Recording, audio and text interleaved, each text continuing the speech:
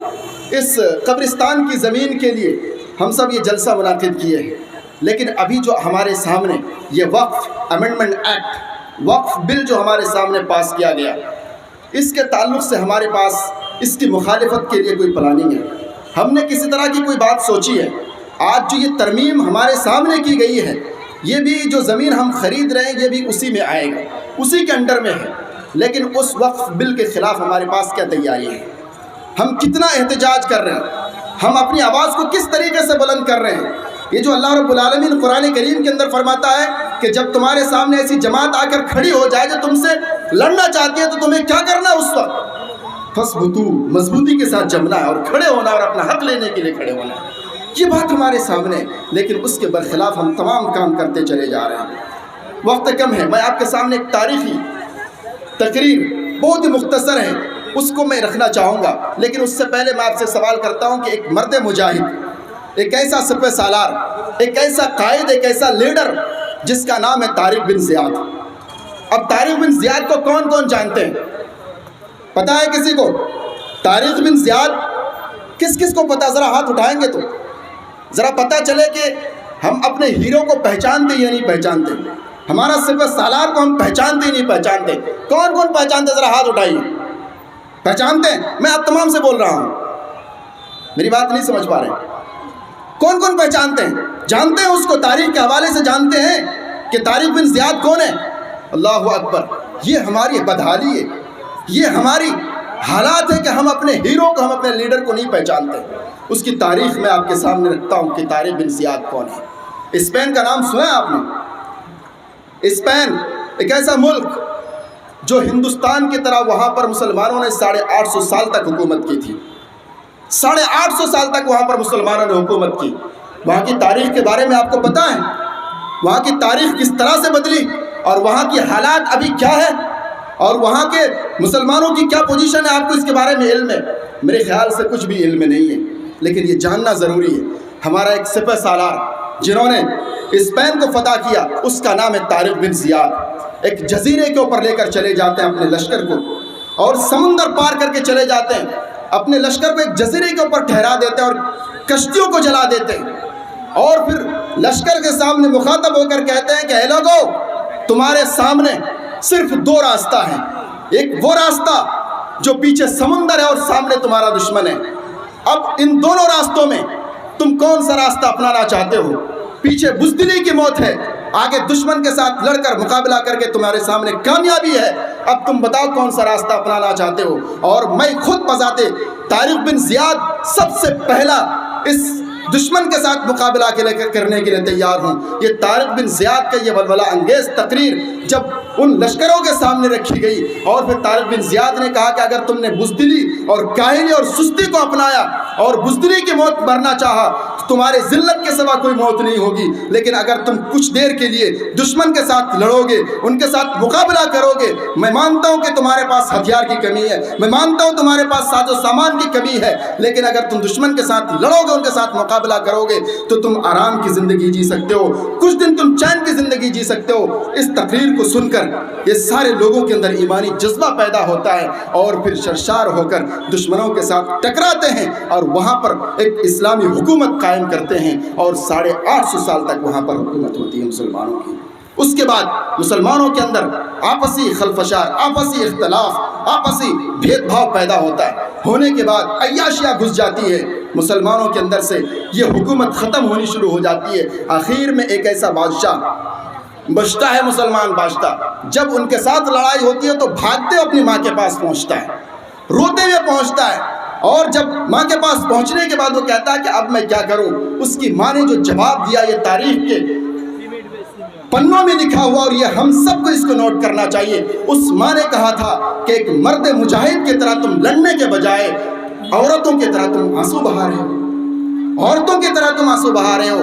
یہ کہتے ہوئے اس کی ماں نے اس کو دھتکارتے ہوئے بھگایا اور پھر اسپین کی حکومت نے یہ اعلان کیا کہ 3 دن کے اندر تمہیں کیا کرنا ہے؟ پورا اسپین خالی کرنا ہے، پورا اسپین تمہیں خالی کر دینا ہے۔ اب آپ سوچئے کہ 3 دن کے اندر وہ پورا اسپین مسلمانوں سے کیسے خالی ہو گیا؟ پورے 50 لاکھ مسلمان اس وقت موجود تھے، 50 लाख मुसलमान वहाँ पर मौजूद थे, लेकिन वो तारीख ख़त्म हो गई। अब आप सोचिए कि वो सारे लोग भाग गए या उनकी तब्दील कर दी गई मज़हब को, या वो सारे लोगों को मार के ख़त्म कर दिया गया।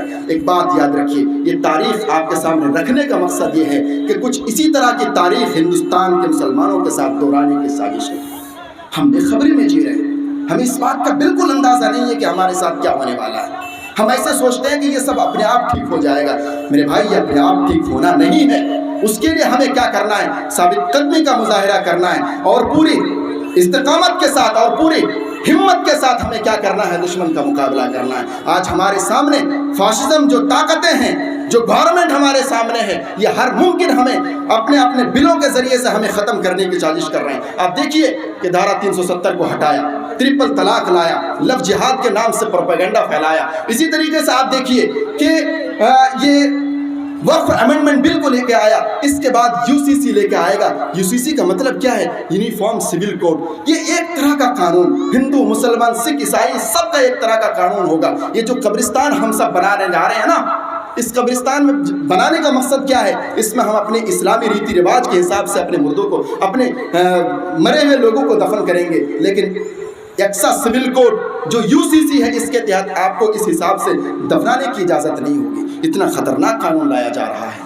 ये कंडीशन, ये इस दौर में हम सब गुजर रहे हैं, लेकिन हम सब समझ रहे हैं कि ये अपने आप ठीक हो जाएगा। नहीं, ये अपने आप ठीक होना नहीं है। उसके लिए हमें जुस्तजू, उसके लिए हमें मेहनत, कुर्बानी की ज़रूरत है। और अब मैं आपके सामने एक बात और कह दूँ, जो अल्लाह रब्बुल आलमीन फरमाता है, इन्नल्लज़ीना क़ालू रब्बुनल्लाहु सुम्मा इस्तक़ामू ततनज़्ज़लु अलैहिमुल मलाइकतु अल्ला तख़ाफ़ू वला तहज़नू व अबशिरू बिल जन्नति अल्लती कुंतुम तुअदून। अल्लाह रब्बुल आलमीन फरमाता है कि जो लोग अल्लाह के रब्बुल आलमीन को अपना रब मानते हैं, सुम्मा इस्तक़ामू, और फिर वो साबित कदमी का मुजाहिरा करते हैं, कमेटी से गुजारिश है कि शेख हुसैन साहब सलफी को स्टेज पे लाया जाए। अल्लाह रब्बुल आलमीन फरमाता है, सुम्मा इस्तक़ामू ततनज़्ज़लु अलैहिमुल मलाइकतु अल्ला तख़ाफ़ू वला तहज़नू। फिर अल्लाह रब्बुल आलमीन उसके ऊपर आसमान से फरिश्ते नाज़िल करते हैं, उसके लिए मदद की जाती है, और फिर वो क्या होते हैं? डरते नहीं हैं, खौफज़दा नहीं होते हैं, और फिर इस्तिकामत और साबित कदमी के साथ जमे रहते हैं। अगर हमारा ईमान, हमारा यकीन उस रब के ऊपर है, उस ज़ात के ऊपर है, तो हमें किसी भी तरह से डर और खौफ को अपने अंदर पैदा नहीं करना है। करेंगे क्या? जो कुछ भी कुर्बानी हमें देनी पड़ेगी इस मुल्क की हिफाजत के लिए, इस वक्फ तरमीमी बिल के खिलाफ जो कुछ भी कुर्बानी देनी पड़ेगी, क्या हम सब देने के लिए तैयार हैं? तैयार हैं? हम सब देंगे कुर्बानी, देनी है हम सबको कुर्बानी। अगर कुर्बानी हम नहीं देंगे तो जिस तरीके से स्पेन के अंदर मसाजिद को बिस्मार किया गया, स्पेन के अंदर मदारिस को ख़त्म कर दिया गया, कुतुब खाने जला दिए गए, दरियाई नील में तमाम किताबों को डाल दिया गया, ये सब कुछ किया गया आंखों के सामने, लेकिन मुसलमानों के अंदर बुज़दिली और आपसी इख्तलाफ पैदा होने की बुनियाद पर ये हाथ पे हाथ धरे बैठे रहे, कुछ नहीं कर पाए। सेम इसी तरह का कंडीशन आज हमारे अंदर मौजूद है। हम इस तंजीम को देख रहे हैं, हम उस संगठन को देख रहे हैं कि वो अपने स्टेज सजा रहे हैं, ये अपना स्टेज सजा रहे हैं, कोई किसी के साथ मतलब नहीं है, आपसी सब भेदभाव में बटे हुए हैं। अगर हम इसी कंडीशन में रहे तो याद रखिए, स्पेन का हाल बनने से हिंदुस्तान के अंदर रोक नहीं पाएगा। और जो जेनोसाइड की बात हो रही है ना, ये भी बड़ा खतरनाक जुमला है। हिंदुस्तान के अंदर भी जेनोसाइड का मामला पेश आएगा, जिस तरीके से बर्मा के मुसलमानों के साथ पेश आया। ये नस्ल कुशी हिंदुस्तान के अंदर होने की तैयारी हो चुकी है। हम सब ख्वाब गफलत में डूबे हैं। इसीलिए हिंदुस्तानी मुसलमानों, मैं आप तमाम से ये गुजारिश करता हूँ कि ये बचपना छोड़िए, होश का नाखून लीजिए।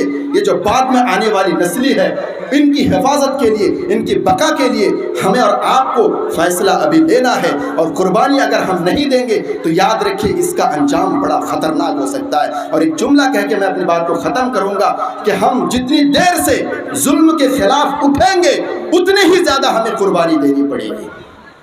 क्या हम चाहते हैं कि हम बाद में उठें? हमें बाद में नहीं उठना है, वक्त रहते हमें उठकर इसका मुकाबला करना है। करेंगे इंशाअल्लाह हम सब। अल्लाह ताला हम सबको मुत्तहिद होकर, एकजुट होकर और एक प्लेटफॉर्म पर आकर, चाहे जमीयत अहले हदीस हो, all India Muslim personal law board हो, चाहे भी कोई भी सियासी पार्टी हो, चाहे AIMIM हो, चाहे वो SDPI हो, चाहे जो कुछ भी संगठन है, वो तमाम लोगों को एक प्लेटफॉर्म पर आकर एकजुट होकर, मुत्तहिद होकर इस वक्त आवाज़ लगानी है। और हमें एक मैदान में खड़े होकर, एक प्लेटफॉर्म पर खड़े होकर हमें आवाज़ लगानी है कि हम सब एक हैं। एक है ना हम सब?